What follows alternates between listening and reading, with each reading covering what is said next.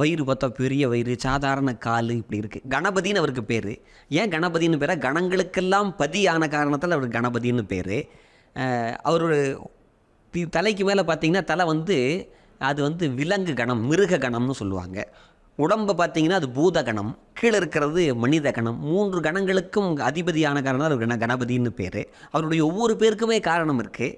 அவர் விநாயகருடைய தோற்றமே பார்த்திங்கன்னா, நீங்கள் விநாயகரை கோயிலுக்கு போகிறோம், விநாயகரை சும்மா கும்பிட்டுட்டு வர்றோம், ஆனால் அவருடைய தோற்றத்தில் பல வாழ்வியலை நம்ம கற்றுக்க முடியும்.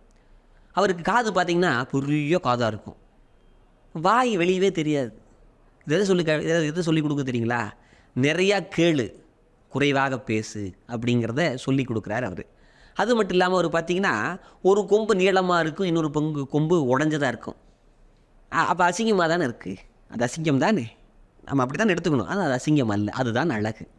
இப்போ இந்த பக்கம் நம்ம இந்த இருக்கிறதான்னு சொல்கிறாங்க, இது வச்சா இதுக்கு ஈக்குவலாக இருக்கணும், ப்ரொபோர்ஷனேட்லி ஈக்குவலாக இருக்கணும் இல்லையா? மீசைனா மீசை மாதிரி இருக்கணும், ஒன்று அதிகமாக ஒன்று தான் நல்லா இருக்காது இல்லையா? ஆனால் நமக்கு அழகு முக்கியம். அழகை இழந்தாவது மற்றவர்களுக்கு பயன்படணும் அப்படிங்கிற ஒன்று தான் அதில் இருக்குது. இதுங்க ஐயா சொல்வேந்தூர் சுகீசும் ஐயா அவர்கள் சொல்வார்கள், 5ஆம் வேதமாக இருக்கிற மகாபாரதத்தை எழுதணும். இவர் தான் எழுதுறாரு ஸ்டெனோகிராஃபராக, அதாவது வியாசர் சொல்ல இவர் எழுதுறாரு.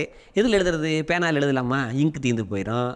அப்புறம் ரீஃபில் பேனால் எழுதுனா இங்கு எந்த நேரத்தில் நிற்கும் தெரியாது, அது கழட்டி நாசுர வச்சு அப்புறம் தான் எல்லாம் பண்ண வேண்டியது நல்லா இருக்கும். அதனால் எதில் எழுதுவது? அழியாத வேதமாக இருக்கக்கூடிய இந்த மகாபாரதத்தை என்னுடைய தந்தத்தை உடைத்து நான் எழுதுவேன். எனக்கு அழகானது தான், என்னுடைய அழகை இழந்தாவது மற்றவர்களுக்கு பயன்படணும் அப்படிங்கிறதுக்காக தன்னுடைய தந்தத்தை உடைச்சு விநாயக பெருமான் எழுதினார். கேப் புக் பண்ணீங்கன்னா இனி அதை ரெட் டாக்ஸில புக் பண்ணுங்க.